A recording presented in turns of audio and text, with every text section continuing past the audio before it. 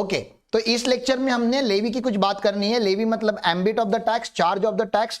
और लेवी आप जब भी लॉ में पढ़ते हो दोस्तों तो आपको इस एंगल से पढ़ना है कि एग्जैक्टली क्या टैक्सेबल होता है इस लॉ में। और लेवी समझने के लिए इनकम टैक्स एक्ट का सेक्शन 1 से लेके सेक्शन 13 तक आपको पढ़ना पड़ता है। 1 to 13 अगर आप पढ़ोगे तो आपको एक क्लियरिटी आ जाती है कि यहाँ पे क्या टैक्स होने वाला है। इसमें के कुछ सेक्शन तो आपके सिलेबस में भी नहीं है, but I am telling you from the overall perspective. Final पे आते आते आप लोगों को सेक्शन 1 to सेक्शन 13 पढ़ना पड़ेगा to understand what exactly is taxable in the law. और उसका जो बेस सेक्शन है, बैकबोन सेक्शन है लेवी का, वो सेक्शन 4 है। तो सेक्शन 4 भी आप लोगों को पढ़ना पड़ेगा। ओके वो मैं हमने लिख के दिया है तो मैं अभी उसके ऊपर ज्यादा टाइम नहीं डाल रहा। आपको टोटल इनकम डेफिनेटली निकालना पड़ेगा, तभी आप टैक्स निकाल पाओगे उसके ऊपर। सबसे पहले आपको रेसिडेंशियल स्टेटस लिखना होता है। मैंने आपको बहुत बार बोला है कि आपका जो फॉर्मेट होता है, फॉर्मेट, तो सबसे पहले हम क्या लिखते हैं, नेम ऑफ द असेसी लिखते हैं। नेम ऑफ द असेसी के बाद हम लीगल स्टेटस लिखते हैं। लीगल स्टेटस लिखने के बाद हम यहाँ पे क्या लिखते हैं, रेसिडेंशियल स्टेटस। तो लीगल स्टेटस क्यों लिखना जरूरी है यहाँ पे, तो उन्होंने स्टेप 1 पे रेसिडेंशियल स्टेटस लिखा है सर, क्योंकि रेसिडेंशियल स्टेटस डिपेंड होता है लीगल स्टेटस के ऊपर। इंडिविजुअल के नियम अलग है, कंपनी के नियम अलग है, पार्टनरशिप फर्म्स के नियम अलग है। तो पहले आपको लीगल स्टेटस पता करना होता है और उसके बाद उसका रेसिडेंशियल स्टेटस। अगर क्वेश्चन ने रेसिडेंशियल स्टेटस मेंशन नहीं किया होगा तो क्या अज्यूम करोगे, ओआर ना, ऑर्डिनरी रेसिडेंट आप अज्यूम करोगे। रेसिडेंट एंड ऑर्डिनरी रेसिडेंट आपको अज्यूम करना है। तो वैसे रेसिडेंशियल स्टेटस कितने टाइप के होते हैं, एक तो होता है रेसिडेंट और दूसरा क्या होता है, नॉन रेसिडेंट। और रेसिडेंट भी फर्दर क्या डिवाइड होता है, ordinary resident and non ordinary. ये रेसिडेंट की दो टाइप है, कभी कभी इंडिया में रहने वाले और परमानेंटली इंडिया में रहने वाले। और नॉन रेसिडेंट मतलब जो इंडिया में नहीं रहता। आप मुझे बताओ ज्यादा टैक्स किससे लेना चाहिए, रेसिडेंसी की नॉन रेसिडेंट से? रेसिडेंट से, क्योंकि गवर्नमेंट की फैसिलिटी ज्यादा कौन एंजॉय कर रहा होगा, रेसिडेंट। इसलिए ऑर्डिनरी रेसिडेंट का ग्लोबल इनकम इंडिया में टैक्सेबल होता है। ऑर्डिनरी रेसिडेंट का ग्लोबल इनकम मतलब इंडिया में जो कमाता है वो तो होता ही है, कनाडा श्रीलंका में भी जाके कुछ कमाएगा तभी भी वो इंडिया में टैक्स हो जाएगा, क्योंकि वो इंडिया का रेसिडेंट है। ठीक है ना, आगे चलता हूं। तो यहाँ पे उन्होंने ये बातें की है और कुछ एक डीम्ड रेसिडेंट करके भी आगे जाके आपको कॉन्सेप्ट पढ़ना पड़ेगा। फिर इनकम को आपको अलग अलग हेड्स में क्लासिफाई करना पड़ता है, क्योंकि हर हेड का कंप्यूटेशनल मैकेनिज्म जो है वो अलग है। ठीक है ना, कितने हेड्स ऑफ इनकम है हमारे पास, 5। सेक्शन 14 क्या बोलता है, सेक्शन 14 बोलता है कि आपको, सेक्शन 14 बोलता है कि आपको इनकम को अलग अलग हेड्स में डिवाइड करना चाहिए। 5 हेड। सैलरी, सैलरी हेड चालू कितने पे होता है, 15 पे, और एंड कितने पे होता है, 17 पे। ठीक है ना, 15, 16, 17, ये तीन ही सेक्शन से किसके, सैलरी के। ठीक है ना। हाउस प्रॉपर्टी चालू होता है 22 पे, खत्म होता है 27 पे। पीजीबीपी चालू होता है 28 पे, खत्म होता है 44 डीबी पे। ठीक है ना। कैपिटल गेन्स 45 पे स्टार्ट होता है, 55 ए पे एंड होता है। एंड आईएफओएस 56 पे स्टार्ट होके 59 पे एंड होता है। आप लोगों को ऐसा बार बार बोल बोल के याद रखना पड़ेगा, तभी आपको रेंज ऑफ सेक्शंस याद होना चालू हो जाएंगे। एक बार रेंज चालू हो गई याद होना, तो उसके बाद उसके अंदर की जो सीक्वेंस है वो याद होना चालू होता है। तो ये मैंने अभी तक कम से कम 4th या 5th टाइम लिखा है ये रेंज। ठीक है ना, आप लोगों ने नोटबुक में भी 2 बार लिख के लिया अभी तक ये। ओके, आगे चलता हूं। तो ये सारे चैप्टर में आपको क्या करना पड़ेगा, आप लोगों को उसके हर हेड में आपको क्या जाके पढ़ना पड़ेगा, उस हेड का चार्ज, मतलब एग्जैक्टली उस हेड में क्या टैक्सेबल होता है, फिर उस हेड का कंप्यूटेशनल मैकेनिज्म, उस हेड का बता रहा हूं, फिर उस हेड में डिडक्शंस क्या है, और उस हेड के एग्जम्पशंस क्या है, और उस हेड में स्पेशल पॉइंट्स क्या है। तो हर हेड में आपको ये 5 पॉइंट पढ़ने होते हैं, charge, computational mechanism, deductions, exemptions and special points. ठीक है ना, ऐसा मैं आपको आगे जाके पढ़ाऊंगा। एक आध हेड होगा तभी आपको ये समझेगा कि मैं बात क्या कर रहा हूं। जो लोग रिवीजन कर रहे हैं उनको समझ में आया होगा कि मैंने क्या बात किया। तो आप लोगों को एग्जम्पशंस भी पढ़ने पड़ेंगे हेड वाइज, आपको डिडक्शंस भी पढ़ने पड़ेंगे हेड वाइज। ठीक है ना, इतना हो गया। 59 तक आपका खुद का इनकम कंप्यूट हो चुका है। अब तक हम कौन से सेक्शन तक पहुंच चुके हैं, सेक्शन 59 तक। अब लोग चोरी करने के लिए अपना इनकम वाइफ के नाम पे ट्रांसफर कर देते हैं। फिक्स डिपॉजिट रखना होता है तो छोटे बच्चों के नाम पे फिक्स डिपॉजिट रख देते हैं, क्योंकि हर असेसी को इंडिया में 2.5 लाख का एग्जम्पशन मिलता है। और ये जो असेसी होता है, मेन असेसी, उसको ज्यादा टैक्स ना लगे करके वो अपनी इनकम को डिवाइड करता है। जैसे इनकम टैक्स उसको पकड़ेगा, कभी ना कभी तो पकड़ना ही है। आज चोरी करोगे तो आगे जाके कभी ना कभी पकड़ना ही है। तो गवर्नमेंट उनका इनकम, वाइफ का इनकम, बच्चों का इनकम हस्बैंड के हाथ में क्लब कर देता है, मेन असेसी के हाथ में क्लब कर देता है। उसको बोलते हैं क्लबिंग ऑफ इनकम। ठीक है ना, स्पाउस मतलब पार्टनर, माइनर चाइल्ड वगैरह का, ऐसे आगे जाके आपको पता चलेगा। ये जो चैप्टर है, ये चैप्टर सेक्शन 60 से 60 5 के बीच में चलता है। एक चैप्टर मैंने आपको पता है कि मैंने हैंड रिटन नोट्स में का एक लास्ट पॉइंट नंबर 25 पेंडिंग रखा हुआ है, एग्रीगेशन ऑफ इनकम या एंटी ब्लैक मनी। उसको हम एग्रीगेशन ऑफ इनकम बोलते हैं। कौन सा इनकम? जैसे क्लबिंग ऑफ इनकम है वैसे क्या है, एग्रीगेशन ऑफ इनकम है। एग्रीगेशन ऑफ इनकम के सेक्शन आप अभी से याद रखना चालू करो, section 68, section 69, 68 and 69, 69A, 69B, 69C, 69D। क्या क्या मैंने बोला? तो कितने सेक्शन हो गए फिर? ABCD के 4, 69 का 5 और 68 का 6, तो टोटल 6 सेक्शन है एग्रीगेशन ऑफ इनकम में। 68, 69, 69A, 69B, 69C, 69D, ऐसा है। बरोबर समझा आपको मैंने क्या बोला? ये 5 सेक्शन है। एग्रीगेशन ऑफ इनकम मतलब क्या? तुमको पकड़ा गया है कि तुम्हारे पास ब्लैक मनी है, पकड़ लिया तुमको यार। अभी क्या बोलोगे झूठ? या तो तुमने खुद जाके बोल दिया कि साहब मेरे को नींद नहीं आती, जब भी मेरे दरवाजे पे नॉक होता है मुझे लगता है रेड तो नहीं आ गई, मुझको सुकून से सोना है सर। तो या तो आपने खुद जाके इनकम टैक्स को बता दिया, इनकम टैक्स ने आपको नोटिस वगैरह भेजा है, उनको पता चल गया, आपको हिंट आ गया कि भाई उनको पता चल गया, अभी तो बताने के अलावा मेरे पास कुछ नहीं बचा है, ठीक है ना। तो आपने बता दिया कि मेरे पास ब्लैक मनी है, बता दिया, एक्सेप्ट कर लिया अपने ब्लैक मनी है। तो आपको क्या लगता है वो ऐसा टैक्स लगाएंगे up to 2.5 lakh nil, 2.5 lakh to 5 lakh 5% black money है। अभी हक से टैक्स लेंगे ना वो लोग, तो हक से कितने रेट पे टैक्स लेते हैं? तो 60% पे टैक्स लगते हैं। कितने पे? टैक्स का रेट है 60%। इधर मैंडेटरी सरचार्ज लगता है, यूजुअली सरचार्ज 50 लाख के बाद लगता है, इधर मैंडेटरी सरचार्ज है, मतलब लगेगा ही लगेगा। और उसका रेट भी कितना हो गया? 25% है। सरचार्ज का रेट कितना है? 25%। और बाद में बचा हुआ गार्निशिंग करने के लिए ऊपर से आपको पता ही है सेस भी लगना है। तो आपको इफेक्टिव रेट टैक्स कैसे निकालोगे? 60 का 25% निकालना होता है। तो 60 प्लस 25% करोगे, कैलसी पे कितना आता है? 75 आ रहा है ना। 75 का फिर 4% ऐड करना है, तो 78% पे तो टैक्स लगता है साहब। मतलब 100 करोड़ पकड़े तो 78 करोड़ तो क्या लेके जाएंगे? खाली टैक्स। खाली यही नहीं साहब, पेनाल्टी भी लगेगी, इंटरेस्ट भी लगेगा और जेल भी होगी अभी आपको। तो ये पढ़ना बाकी है। मैंने क्या बोला? यही हमारा पढ़ना, क्या पढ़ना बाकी है अभी से बता रहा हूं मैं। चैप्टर नंबर 1 मेरे हैंड रिटन नोट्स में का सबसे लास्ट कॉन्सेप्ट ये वाला है, एग्रीगेशन ऑफ इनकम। आप बताओगे अभी से क्यों बता रहे हो? आगे बताओ, क्योंकि एक्चुअली में वो चैप्टर नंबर 7, 8 में आने वाला है आपके लिए। अभी से क्यों बता रहा हूं? क्योंकि जब आप इनकम टैक्स लॉ पढ़ते हो तो पता है आपको, प्रोफेशनल्स का हमारा नाम मार्केट में खराब है, हमको चोर बोला जाता है। हमको क्या बोला जाता है? चोर। आप बोलोगे सर हमारी तो बहुत अच्छी इज्जत होनी चाहिए, सीए लोगों की तो इज्जत होनी चाहिए मार्केट में, लेकिन सीए लोगों को इंडस्ट्री में चोर भी बोला जाता है, जबकि ये बहुत गलत है। हम कभी टैक्स की चोरी नहीं करते। टैक्स का चोर अलग होता है, हम खाली उसको रास्ता दिखाते कि इस रास्ते पे चलोगे तो टैक्स की चोरी होगी। तो हम अर्जुन नहीं है भाई, हमारा महाभारत नहीं है, महाभारत किसी और का है, हम कृष्ण हैं। हम खाली रास्ता दिखा रहे हैं। धनुष्य उठाओ, यहां मारोगे तो टैक्स लगेगा, यहां मारोगे तो टैक्स नहीं लगेगा। अभी यहां से टैक्स लग रहा है तो अभी आपको इस साइड होना है, तो यहां से बांध बचा लोगे। हाँ, कभी कभी क्या हो जाता है, जैसे कृष्ण अर्जुन को बताते थे कि अगर आपने अच्छे कर्म किए तो आपके साथ अच्छे फल मिलेंगे, और आपने अच्छे कर्म नहीं किए तो फल का तो आपको पता ही है। तो टैक्स बचाओगे तो सुकून की नींद नहीं आएगी। बचा है ना तुमने, तो आज खड्डा करोगे तो आज नहीं तो कल गिरोगे उस खड्डे में। तो हम कंसल्टेंट लोग अपने क्लाइंट को क्या बताते हैं कि साहब टैक्स भरो, लेकिन लोगों को टैक्स भरने में इंटरेस्ट ही नहीं है, तो उनको डराओगे कैसे आप? डराना भी तो आप ही का काम है ना, उनको बता देने का कि सर देखो टैक्स नहीं मैं आपको रास्ता दिखाऊंगा सर टैक्स नहीं भरने का। आप मुझको पैसे दे रहे हो, आप बोलोगे नाच के दिखाओ, मैं नाच के भी दिखाऊंगा।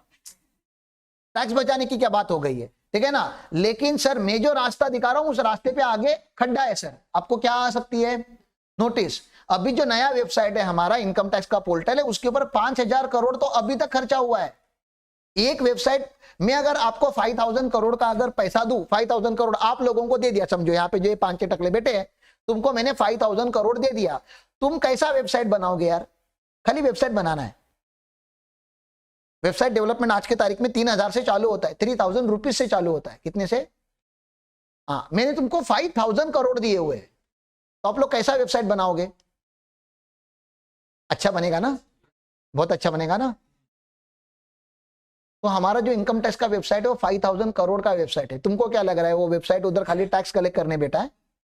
नहीं, उस वेबसाइट में आर्टिफिशियल इंटेलिजेंस है, उन्होंने एआई लगा के रखे हैं। उसको वो लोग रिस्क असेसमेंट प्रोसीजर बोलते हैं। क्या बोलते हैं? हाँ, वो सिस्टम खुद ही बताएगा कि तू चोर है। सिस्टम को अभी पहले इंसान को पकड़ना होता था, और इंसान जो गवर्नमेंट ऑफिसर होते हैं, आपको थोड़े पता है कि थोड़े इनएफिशिएंट टाइप के होते हैं, तो पहले चुना लगाना आसान था, क्योंकि ऑफिसर को खुद ही काम करने में इंटरेस्ट नहीं रहता था। अब ऑफिसर को काम ही नहीं करना है, काम तो किसको करना है? एआई को करना है। और एआई के ऊपर बेसिक लॉन्च होने से पहले 5000 का खर्चा किया गया है, 5000 करोड़ का। ऐसा नहीं कि उधर रुकेगा इनकम टैक्स, अभी एआई को अभी और एक्सपांड करते जाएगा, ठीक है ना। एक दिन तो ऐसा आएगा कि तुमने इनकम टैक्स रिटर्न में टैक्स बचाने के लिए कुछ एंट्री मारी, उधर ही एआई बताएगा देख उधर ही रेड वार्निंग आना चालू हो जाएगा, ठीक है ना। तो इनकम टैक्स को अभी अंडर एस्टिमेट मत करो। फिर भी अगर क्लाइंट बोलता है सर मेरा पैसा, मैं रिस्क लेने के लिए रेडी है, आप मेरे को ज्यादा मत सिखाओ, नहीं तो मैं सीए बदल देगा, क्योंकि आप नहीं करोगे तो कोई और तो कर ही देगा। तो उस क्लाइंट को बताने का, ठीक है सर आपको सीए बदलना है बदल दो, खाली मुझको कुछ सेक्शंस आपको बताने हैं सर, ठीक है ना। वो इनकम टैक्स में ना सर एक सेक्शन है 115 BBE। कौन सा सेक्शन है? BBE। ये कौन से, ये यहाँ पे टैक्स का रेट लिखा है सर। यहाँ पे टैक्स का रेट कितना है? अभी तो बताया तुमको टैक्स का रेट कितना है, 60 प्लस 25% प्लस 4%, इफेक्टिवली कितना आता है ये 78%, क्योंकि 25% 60 का होता है और फिर उसका 4%, ठीक है ना। तो ये 78%। सर ये जो टैक्स का रेट है ना सर, ये लगता है, ये कहां पे लगता है? ये 68 पे लगता है, 69 पे लगता है, 69A, 69B, 69C और 69D सर इसमें लगता है। और आप जो अभी काम करने वाले हो ना सर, ये जो आप कर रहे हो, जो भी वो करेगा टैक्स की चोरी करने के लिए, बोलने का सर ये इसमें का एक में किधर तो फॉल होता है। तो आगे जाके आपको अगर पकड़ लेगा डिपार्टमेंट, पकड़े जाओगे तो सर देखो अभी भरोगे तो 30% लेगा डिपार्टमेंट, अभी 30 बचाने जाओगे तो आगे कितना लगेगा? तो क्लाइंट बोलेगा तो ठीक है ना सर, आगे का आगे देख लेंगे ना, नहीं भी तो पकड़ता डिपार्टमेंट, बरोबर। तो ना ये 30 लगा ना ये 78 लगा, ऐसा 1 साल हो गया, ऐसा 2 साल हो गया। उसको बोलने का सर भगवान के घर में ना देर है लेकिन अंधेर नहीं है। वैसे इनकम टैक्स के पास ना सर आज उतना सिस्टम स्ट्रांग नहीं है, लेकिन 2-3 साल रुको सर, खाली आप देखो। आज 2022 में आप चोरी करो, 2025 तक अगर आपको नोटिस नहीं आया ना, मैं अपनी मूंछ निकाल के दे दूंगा सर। तो नहीं भी आई तो क्या फर्क पड़ रहा है? डरा रहे हो ना तुम उसको डराना किसका काम है? आप बोलोगे सर गलत काम कर रहे हैं हम उसको डरा के, गलत कहां कर रहे हैं? जो प्रोविजन है वही बता रहा हूं ना, घर से तो सेक्शन लाके नहीं बता रहा हूं ना। खाली सेक्शन को इंप्लीमेंट करना है कि नहीं करना, वो डिपार्टमेंट के हाथ में है, ठीक है ना।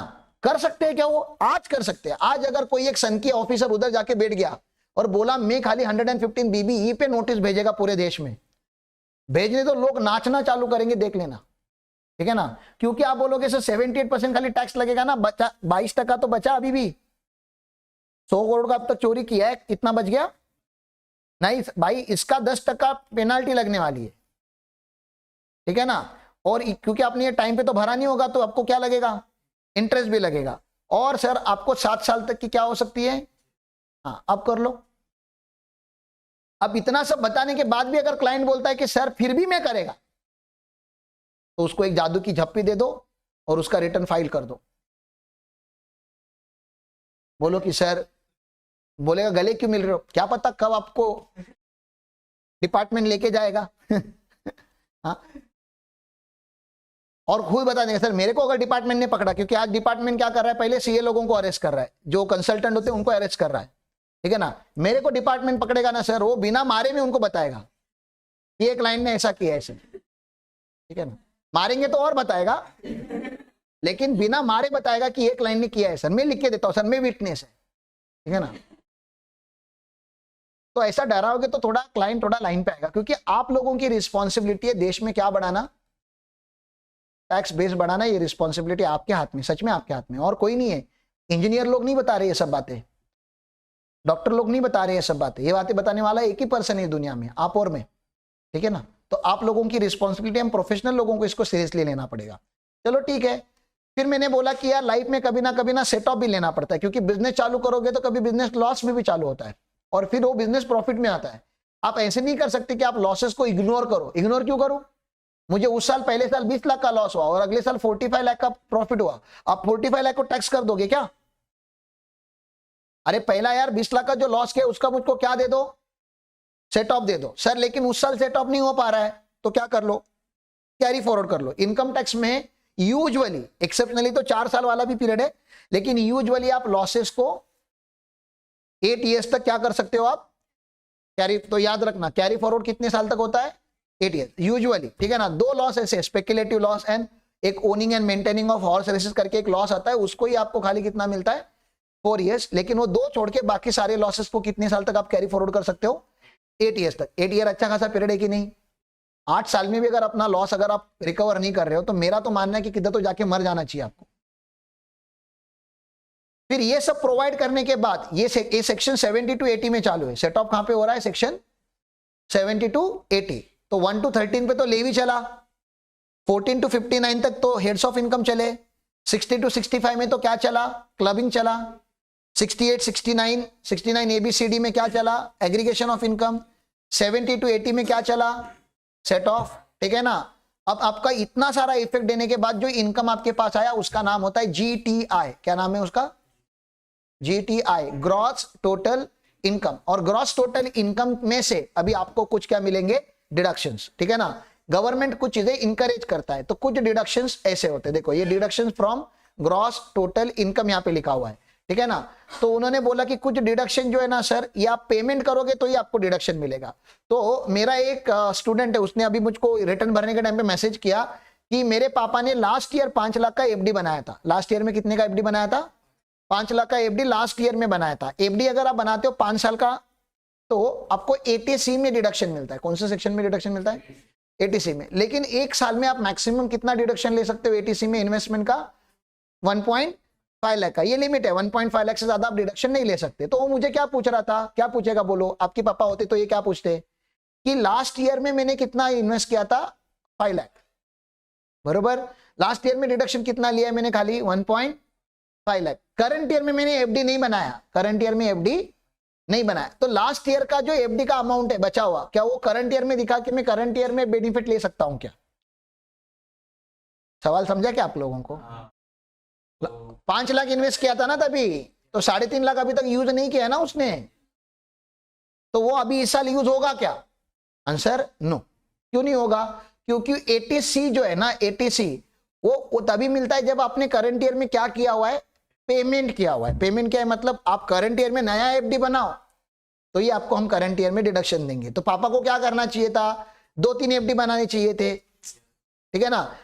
ये लास्ट ईयर में 1-1.5 लाख का बनाना चाहिए था, और दूसरा नॉर्मल एफडी रखना चाहिए था 1 साल के लिए, वो तोड़ के करंट ईयर में नया एफडी बनाना चाहिए था। फिर बचा हुआ पैसा तोड़ के अगले साल फिर से नया एफडी बनाना चाहिए था, क्योंकि जब एफडी बनाओगे तो ये आपको डिडक्शन मिलेगा, एफडी नहीं बनाओगे तो आपको डिडक्शन नहीं मिलेगा। सर ये एफडी के जैसे और लाइफ इंश्योरेंस में हो सकता है, प्रोविडेंट फंड में आप पैसे लगा सकते हो, मेडिकल इंश्योरेंस अगर आप लोगे तो 80D में आपको डिडक्शन मिलता है। आपने अगर एजुकेशन लोन लिया होगा तो 80E में आपको डिडक्शन मिलता है। आपने अगर रिपेमेंट हाउसिंग लोन किया होगा 80, या अपने घर लोन पे लिया होगा तो आपको 80EEA में आपको डिडक्शन मिलता है। इलेक्ट्रिकल व्हीकल अगर आपने ली होगी ईवी, तो आपको 80EEB में उसके इंटरेस्ट का डिडक्शन मिलता है। रेंट अगर आप रेंट पे रहते हो तो 80GG में आपको डिडक्शन मिलता है। आपने अगर डोनेशन किया है, चैरिटी की है, तो आपको 80G में आपको डिडक्शन मिलेगा। पॉलिटिकल पार्टी को अगर आपने डोनेशन दिया तो 80GGA और 80GGB में आपको डिडक्शन मिलेगा, ठीक है ना। फिर कुछ इनकम के बारे में होता है, इनकम अपने अगर वो पर्टिकुलर टाइप का इनकम कमाया तो आपको बेनिफिट मिलेगा। जैसे रॉयल्टी कमाने के लिए गवर्नमेंट ऑफ इंडिया इंकरेज करेगा कि डिस्करेज करेगा, इंकरेज करेंगे ना। रॉयल्टी किसको मिलता है, जो पेटेंट रजिस्टर्ड करता है या आईपीआर रजिस्टर्ड करता है, कॉपीराइट रजिस्टर्ड करता है। मतलब तुम इन्वेंटर हो, तुम इनोवेटर हो, तुम्हारे बिना देश नहीं चल सकता, तो तुम्हारे इनकम के ऊपर नॉर्मली तो टैक्स लगना चाहिए था, लेकिन गवर्नमेंट बोलता है 3 लाख तक का हम डिडक्शन देंगे आपको। मतलब अगर आपने 5 लाख कमाया होगा, 3 लाख की रॉयल्टी के तो टैक्स नहीं लगना है। लेकिन कैसे नहीं लगना है, इनकम में 5 लाख जुड़ गया होगा ऊपर, क्योंकि इनकम तो 5 लाख का है, और इधर से क्या हो जाएगा, वो माइनस हो जाएगा। इधर से क्या हो जाएगा, माइनस हो जाएगा। मैंने क्या बोला समझा आपको, ये होता है 80 QQB और 80 RRB में, 80 QQB और 80 RRB में ये होता है, ठीक है ना। अगर आपने नए एम्प्लॉइज को रखा होगा, एम्प्लॉयमेंट को रखा है, आपने क्या किया है, आपने एक मैन्युफैक्चरिंग कंपनी चालू की और आपने इधर अभी समझो अपने गडिंगलत में, कोल्हापुर में हमने क्या किया, MIDC में जगह ले ली, ठीक है ना। MIDC में क्या ले ली, जगह ले ली, और हमने क्या किया, अपने यहाँ पे शुगर केन वगैरह बहुत ज्यादा बनता है, ठीक है ना। तो शुगर केन से या शुगर के जो बाई प्रोडक्ट वगैरह होते हैं वो क्या बन सकते हैं? अभी अपने यहाँ पे ग्राउंड नट भी बनता है और अपने यहाँ पे शुगर भी बनता है, इन दोनों को मिक्स कर दोगे तो चिक्की बन जाता है ना, या कैंडीज बन सकती है, या आइसक्रीम बन सकता है, जो भी आप बना सकते हो, या कुछ पल बना सकते हो, कुछ भी, ठीक है ना। उसकी फैक्ट्री लगा दी हमने और यहाँ पे हमने 500 लोगों को काम पे रखा, एम्प्लॉयमेंट जनरेशन किया है कि नहीं? तो हमें इंकरेज करना चाहिए कि डिस्करेज करना चाहिए? इनकम टैक्स इंकरेज करेगा तो मुझे एक बेनिफिट मिलता है 80JJA में। कहां पे बेनिफिट मिलता है? 80JJA में। ऐसा एक सेक्शन है, मैं आपको खाली हिंट दे रहा हूं, आपको उसको देखो, आप ये मत सोचो कि मैं आपको पढ़ा रहा हूं, मैं आपको खाली हिंट दे रहा हूं कि ऐसा कुछ तो मेरे लॉ में आगे आएगा। मैं आपको मेंटली प्रिपेयर कर रहा हूं कि आपको आगे जाके क्या क्या पढ़ना है, ठीक है। ये तो ये हो गया, ऐसा एक सेक्शन आ गया, आप क्या आएगा, ठीक है ना। फिर इंटरेस्ट इनकम, मुझे बताओ सेविंग अकाउंट तो तुम लोगों का भी होता है कि नहीं? भले उसके ऊपर आप लोगों को कुछ इंटरेस्ट ज्यादा मिलता नहीं है, 18 रुपया, 25 रुपया, 32 रुपया, लेकिन इनकम होता है। आपने कभी इनकम टैक्स रिटर्न भरा नहीं? ऐसा मत बोलो कि आपका जीरो इनकम है। सेविंग अकाउंट है तो जीरो इनकम नहीं हो सकता आपका, कुछ ना कुछ तो इंटरेस्ट मिला ही होगा आपको। तो वैसे देश में बहुत सारे लोगों का सेविंग बैंक अकाउंट होता है, सेविंग बैंक अकाउंट के ऊपर वो इंटरेस्ट भी कमाते हैं। तो गवर्नमेंट बोलता है कि अगर आपने SBA के ऊपर, किसके ऊपर? सेविंग बैंक अकाउंट के ऊपर अगर आपने 10,000 तक का इंटरेस्ट कमाया तो आपको टैक्स भरने की जरूरत नहीं है, क्योंकि ये जो टैक्स होता है saving bank interest on deposit in saving bank account, इसका आपको डिडक्शन मिलता है 80 टटा में। कौन से सेक्शन में? 80 टटा, 80 TTA ये सेक्शन है। कितने तक का? लेकिन 10,000 तक का। तो अगर आपने 7,000 अगर आपने कमाया तो डिडक्शन भी कितने का मिलेगा? 7,000 का। लेकिन अगर आपने 15,000 कमाया तो 10,000 का डिडक्शन मिलेगा, 5,000 आपका IFOS में टैक्स हो जाएगा। मैंने क्या बोला, समझा? ओके। फिर सीनियर सिटीजन लोग तो इसी के ऊपर जीते हैं ना यार, इंटरेस्ट के ऊपर। अभी वो जॉब भी पे तो जाते नहीं है, तो उन्होंने इन्वेस्टमेंट करके रखा होता है बैंक में, उसमें से जो पैसे निकलते हैं उसके ऊपर ही वो लोग जीते हैं। तो फिर उनको सीनियर सिटीजन के लिए उन्होंने क्या रूल बना के रखा है? सीनियर सिटीजन के लिए उन्होंने बोला आप FD वगैरह से जो कमाओगे वो 50,000 तक आपके ऊपर टैक्स नहीं लगेगा। तो नॉर्मल लोगों के लिए कितने हजार का बेनिफिट है? ओनली सेविंग बैंक अकाउंट का 10,000 का। लेकिन सीनियर सिटीजन अगर आपके पास आया तो उसको कितने तक का बेनिफिट देने का? 50,000 का। और ये जो होता है वो 80 TTB में होता है। ये कहां पे होता है? 80 TTB में होता है, ठीक है। फिर अगर कोई हैंडीकैप है, आप कभी मुंबई में जाओगे ना, मुझे मुंबई की एक बहुत अच्छी बात लगती है।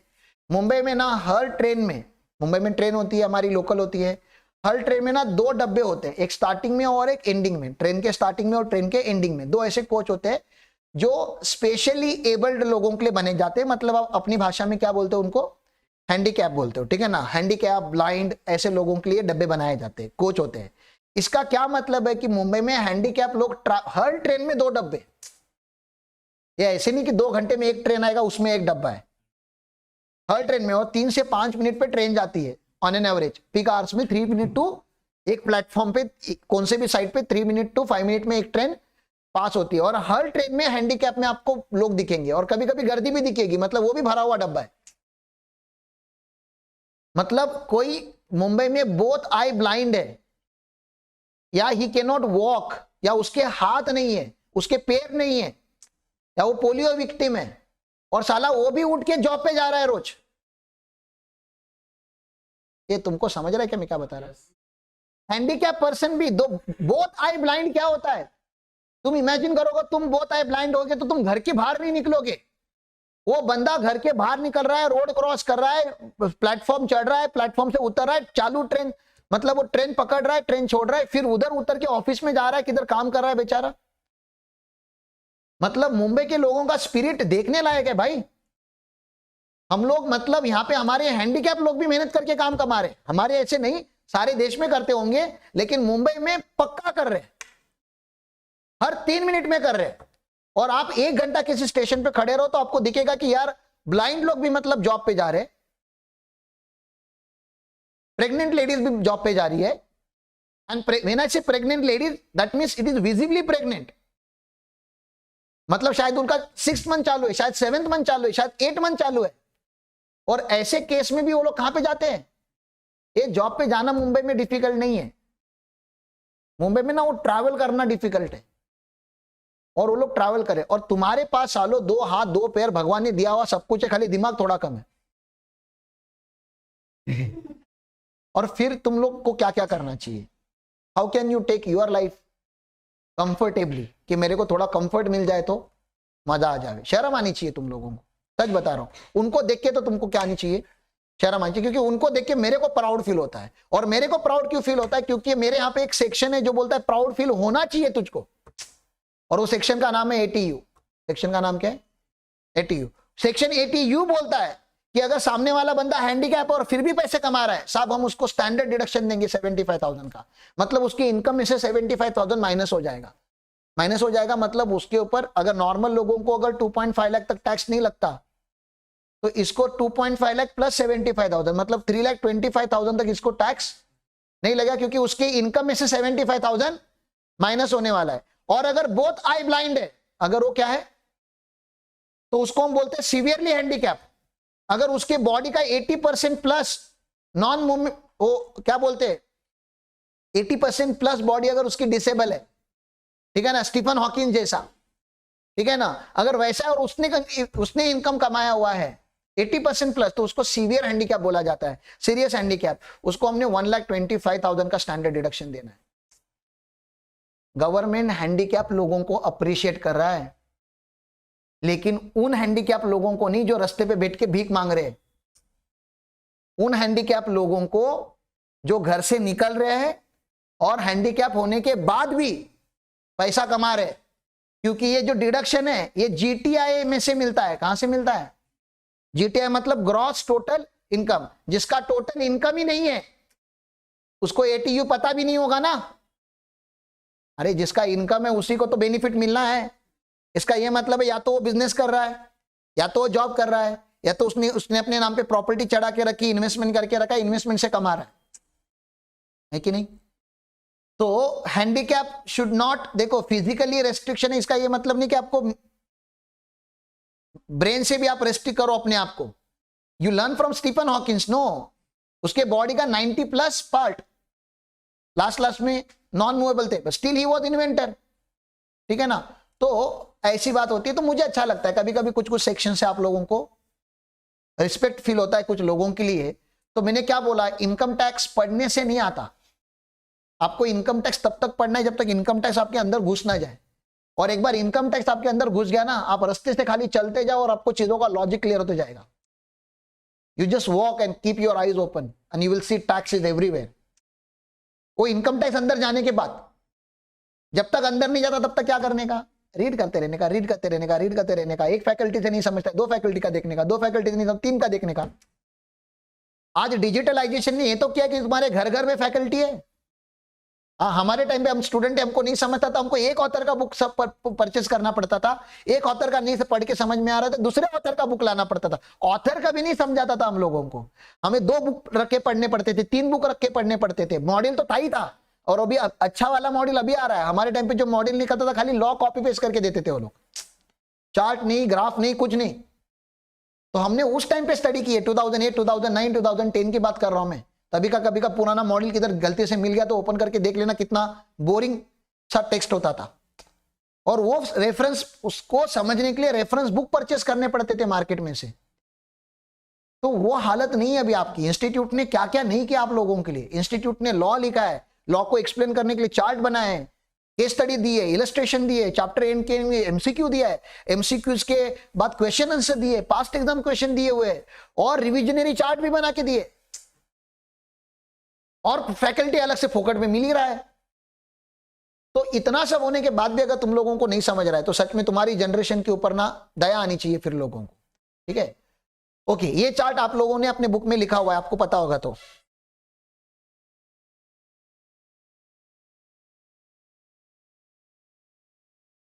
नहीं, दोनों कैसे मिलेगा, या तो नॉर्मल हैंडीकैप होगा या तो सीवियर हैंडीकैप होगा ना। दोनों एक टाइम पे कैसे हो सकता है बंदा, ओकेशनली, ठीक है ना। कंप्यूटेशन ऑफ टोटल इनकम का चार्ट के सबसे पहले आपको लीगल स्टेटस निकालना होता है। क्या निकालना होता है, लीगल स्टेटस के ऊपर क्या निकलता है, रेसिडेंशियल स्टेटस। रेसिडेंशियल स्टेटस निकालने के बाद 5 हेड, मैंने बोला यहां तक आपकी लेवी है तो यहाँ पे सेक्शन 1 टू सेक्शन 13 लगता है, ठीक है ना। यहाँ पे ये डिवीजन करना है, ये सेक्शन 14 में लिखा हुआ है। टोटल इनकम को 5 हेड में डिवाइड करना है, कौन सा सेक्शन में लिखा है, 14 में। सैलरी 15 टू 17, हाउस प्रॉपर्टी 22 से 27, ठीक है ना। पीजीबीपी 28 से लेके 44 डीबी तक, कैपिटल गेन 45 से लेके 55 ए तक, ठीक है ना। Income from other source 56 to 59, इतना सब अच्छा इस हेड में आपको क्या क्या करना पड़ेगा, आपको प्रोविजंस लगाने पड़ेंगे, चार्जिंग सेक्शन लगाना पड़ेगा, डीमिंग सेक्शन लगाना पड़ेगा, डिडक्शंस लगाने पड़ेंगे, एग्जम्पशंस लगाने पड़ेंगे, वही हेड्स में बता रहा है। इतना सब होने के बाद 59 तक इंसान खुद का इनकम निकाल लेता है। खुद के इनकम में फिर उसने जो झोल करके रखा होता है, इधर उधर ट्रांसफर मार के रखा होता है, अगर वो पकड़ा गया तो वो क्लब होता है, वो 62 65 के सेक्शन में क्लब होगा, ठीक है ना। फिर मैंने क्या बोला, यहाँ पे एक एग्रीगेशन ऑफ इनकम का भी प्रोविजन आता है, वो 68 टू 69 डी तक जाता है, 68 टू 69 डी तक जाता है। फिर 70 टू 80 क्या चलता है, set of and carry forward. ये इतना सब करने के बाद आपको क्या मिल जाता है, जीटीआई। जीटीआई में से 80C से लेके 80U तक, कहां से 80C से लेके 80U तक अलग अलग सेक्शंस आते हैं, जिसमें आपको गवर्नमेंट इंकरेजमेंट देता है कुछ अलग अलग एक्टिविटी करने का, किधर इन्वेस्टमेंट करने का, किधर मेडिकल इंश्योरेंस लेने का, कभी गरीबों के लिए दान धर्म करने का, ठीक है ना, कभी रॉयल्टी वगैरह के ऊपर, ऐसे अलग अलग चीजों के ऊपर गवर्नमेंट आपको इंकरेजमेंट देता है, डिडक्शन देता है। क्या देता है, जिनको बोला जाता है deductions from GTI, deductions from. तो डिडक्शन दो बार आते हैं सर, डिडक्शन ऊपर भी आएंगे और डिडक्शंस यहां पे भी आएंगे। तो इन दोनों डिडक्शन में फर्क क्या है, इधर सैलरी में से डिडक्शन मिलता है, पर्टिकुलर इनकम में से, इधर हाउस प्रॉपर्टी में से डिडक्शन मिलता है, इधर पीजीबीपी में से डिडक्शन मिलता है, इधर कैपिटल गेन में से डिडक्शन मिलता है। मतलब हेड स्पेसिफिक होता है, अगर वो डिडक्शन इस हेड में मिला तो इसी हेड में मिलेगा, इस हेड में नहीं मिला तो बाजू वाले हेड में ले लूं क्या, ऐसा नहीं होता। जैसे सैलरी में आपको पता होगा तो 50,000 का स्टैंडर्ड डिडक्शन है, 50,000 का स्टैंडर्ड, गवर्नमेंट 50,000 माफ करता है आपको, टैक्स नहीं लगाता 50,000 की सैलरी पे, ठीक है ना। तो अगर आपकी इस साल सैलरी नहीं है तो क्या आप हाउस प्रॉपर्टी में से माइनस कर सकते हो, नहीं ना, क्योंकि जो सैलरी के लिए बनाया गया खाली सैलरी में ही यूज हो सकता है। हेलो, तो ये हो गए हेड स्पेसिफिक डिडक्शन, इनको क्या बोला जाता है, हेड स्पेसिफिक डिडक्शन। ये जो डिडक्शन है नीचे, ये कहां के हैं, जीटीआई के हैं, कहां के हैं, मतलब ये हेड स्पेसिफिक नहीं है, ये पांचों हेड के टोटल में से माइनस होते हैं। मैंने क्या बोला समझा आपको, ठीक है ना। और फिर इसका होता है टोटल इनकम, आगे क्या है, और टोटल इनकम के ऊपर आपको क्या मल्टीप्लाई करना पड़ता है, rate of tax. Total income के ऊपर क्या मल्टीप्लाई करोगे तो आपको क्या मिल जाएगा, टैक्स। ओके, ये हो गया कंप्यूटेशनल मैकेनिज्म। क्या हो गया यहाँ पे, कंप्यूटेशनल मैकेनिज्म। तो एक देखो यहाँ पे फिर आपको टैक्स रेट लगाने पड़ेंगे, टैक्स रेट लगाओगे तो अच्छा रिबेट और सरचार्ज भी लगाना पड़ेगा। मैंने बताया था 3 टाइप का अपना पॉपुलेशन होता है, ठीक है ना। एक तो लोअर क्लास ना, लोअर क्लास मतलब गरीब लोग, इनको क्या मिलता है, रिबेट 87A का, ठीक है ना। और एक होता है रिच क्लास, रिच क्लास को क्या लगता है, सरचार्ज। और एक मिडिल क्लास होता है, मिडिल क्लास को ना ही रिबेट मिलता है ना ही उसको सरचार्ज लगाते हैं। वो क्लास कहां से कहां तक चलता है, तो रिबेट 5 लाख तक मिलता है, 5 लाख की इनकम तक क्या मिलता है, रिबेट। रिबेट मतलब आपको टैक्स नहीं लेना है, डिस्काउंट देता है गवर्नमेंट। गरीब लोग हो यार, इतना भी आपने कमाना चालू नहीं किया है। 5 लाख के ऊपर 50 लाख तक अगर आप कमाते हो तो ये 45 लाख वाला जो कैटेगरी है, ये मिडिल क्लास वालों का है। इनको ना गवर्नमेंट डिस्काउंट देता है ना एक्स्ट्रा टैक्स लगाता है, ठीक है ना। ये कहीं के नहीं है, ना घर के ना घाट के, ठीक है ना। इनको तो राशन भी नहीं दे रहा आजकल गवर्नमेंट, ठीक है। और फिर 50 लाख के ऊपर के बंदे लोग आते, 50 लाख, ये ढंग से अमीर हो गए। आप एक साल में अगर आप 50 लाख के ऊपर कमा रहे हो, मतलब मोटा मोटी आप 4 से 5 लाख रुपया महीने का कमा रहे हो भाई, अब ये अमीर है। अब इसको हम बोलते भैया आप इनकम टैक्स तो दो ही दो, वो तो सब देते हैं, एक काम करो आप सरचार्ज भी दे दो। कितना सर, 50 लाख से अगर 1 करोड़ तक का होगा तो 10% एक्स्ट्रा सर, ज्यादा नहीं, खाली जितना टैक्स निकाला है उसके ऊपर और 10% जोड़ दो बस। 1 करोड़ टू 2 करोड़ होगा तो कुछ नहीं, 15%। 2 करोड़ टू 5 करोड़ होगा तो ओनली 25%। और 5 करोड़ से भी, अरे 5 करोड़ से ज्यादा कमा रहे हो आप, अब हमको भी टेंशन आ रहा है, तो 37% दे दो। ये जो परसेंटेज हम लगा रहे, ये किसका लगा रहे, इनकम के ऊपर लगा रहे कि इनकम टैक्स के ऊपर लगा रहे, इनकम टैक्स के ऊपर लगाते, ठीक है। रिबेट के 3 कंडीशन मैंने आपको पढ़ाए थे, इंडिविजुअल होना चाहिए मतलब कंपनी को रिबेट नहीं मिलता, और रेसिडेंट होना चाहिए मतलब नॉन रेसिडेंट इंडिविजुअल को बेनिफिट नहीं मिलता, और उसका टोटल इनकम जो है, टोटल इनकम जो ऊपर अभी निकाला आप लोगों ने, ये वाला, ये टोटल इनकम, सैलरी वगैरह नहीं, ये टोटल इनकम कितनी से कम होना चाहिए, 5 लाख से कम होना चाहिए। तो रिबेट कितने तक का मिलता है, 12,500। वैसे भी 2.5 लाख टू 5 लाख तक का टैक्स अमाउंट क्या होता है, 12,500। तो टेक्निकली हम बोलते हैं कि 5 लाख तक आपको इंडिया में टैक्स नहीं लगता, ठीक है ना। फिर गवर्नमेंट क्या करता है, गार्निश करने के लिए क्या बोलता है, भैया देखो देश डेवलप करना है तो देश में 2 चीजें डेवलप करनी पड़ेगी, देश का हेल्थ केयर और देश का एजुकेशन, और इसके लिए थोड़ा एक्स्ट्रा टैक्स दे दोगे तो क्या गले आपको, क्या प्रॉब्लम है, थोड़ा सा और मांग रहे हैं, तो कितना और मांगते हो लोग, 4%। ये इनकम टैक्स के ऊपर लगता है, ये इनकम टैक्स, लेकिन वो इंक्लूडिंग सरचार्ज, मतलब सरचार्ज लगा होगा तो उसके ऊपर पहले सरचार्ज लगाने का, उसके बाद सेस लगाने का 4%, ठीक है ना। अब यहां तक आपका क्या हो गया, टैक्स कंप्यूट हो गया, यहां तक क्या हो गया, टैक्स लेवी हो गया, कंप्यूट हो गया। अभी क्या बचा, अरे 4 चीजें पढ़नी है ना इनकम टैक्स में, levy, computation, collection and procedure. तो लेवी हो गया, कंप्यूटेशन हो गया, अभी क्या आएगा, कलेक्शन। अभी इनकम टैक्स आपसे क्या करेगा, टैक्स, अरे तेरे अकाउंट से पैसा उनके अकाउंट में जाना चाहिए ना, वो कौन से फॉर्म में जाता है, एडवांस टैक्स के फॉर्म में जाता है, टीडीएस के फॉर्म में जाता है, और टीसीएस के फॉर्म में भी जाता है, और कुछ बच जाता है तो सेल्फ असेसमेंट टैक्स के फॉर्म में जाता है। 4 फॉर्म में गवर्नमेंट क्या लेता है आपसे, टैक्स ले लेता है। सर अगर मैंने ऑलरेडी ज्यादा टैक्स अगर मैंने कम टैक्स भरा है तो अभी बचा हुआ टैक्स है वो तो भर देगा, अभी टैक्स पेबल आएगा लास्ट में। और अगर तूने पहले से ज्यादा टैक्स भर दिया है तो अभी क्या आएगा, रिफंडेबल भी आएगा, गवर्नमेंट आपको रिफंड भी करता है। टैक्स का राउंडिंग ऑफ कितने रुपए में करने का, 10 रुपीज में करने का मैंने बताया था, आपको याद है, टैक्स अमाउंट का 288 बी में, और इनकम का राउंडिंग ऑफ भी 10 रुपीज में ही मल्टीप्लाई करने का। तो अगर आपका रिफंड अगर 238 रुपीज है तो गवर्नमेंट आपको 238 नहीं देगा, कितना देगा, 240 देगा, राउंडिंग ऑफ करके देता है। 234 है तो 230 देगा, ठीक है ना, 4 रुपया छोड़ देने का। अभी यहां तक ये हो गया। अभी क्या करना पड़ेगा आपको, फाइलिंग ऑफ रिटर्न। ऑफिस में सबसे लास्ट काम क्या होता है अभी, इनकम टैक्स रिटर्न फाइलिंग होता है। ये कौन से सेक्शन में फाइल होता है, इनकम टैक्स में 139, ये सेक्शन है इनकम टैक्स का, इस सेक्शन में फाइलिंग होता है, ठीक है ना। फाइलिंग करने के बाद वेरिफिकेशन भी करना पड़ता है। आप आधार ओटीपी मांग रहे हो आजकल क्लाइंट लोगों के पास, वो सेक्शन 140 में मांगते हो। कौन से सेक्शन में मांगते हो, 140 में। और किसी किसी का आपने देखा होगा तो खाली सिलेक्टेड लोगों का ही आपने एडिशनल टैक्स मांग के भरा होगा, बहुत ज्यादा लोगों का टैक्स नहीं भरा होगा आपने, सिलेक्टेड लोगों का ही आपने क्या भरा होगा, एडिशनल टैक्स मांग के पे किया होगा, वो आपने भरा होता है सेक्शन 140A में, उसको एसे टैक्स बोलते हैं। कौन सा टैक्स, एसे टैक्स, सेल्फ असेसमेंट टैक्स। तो मैंने आपको अलग अलग सेक्शंस बताए आज, इतने सारे सेक्शंस आपको पता होने चाहिए, ओके।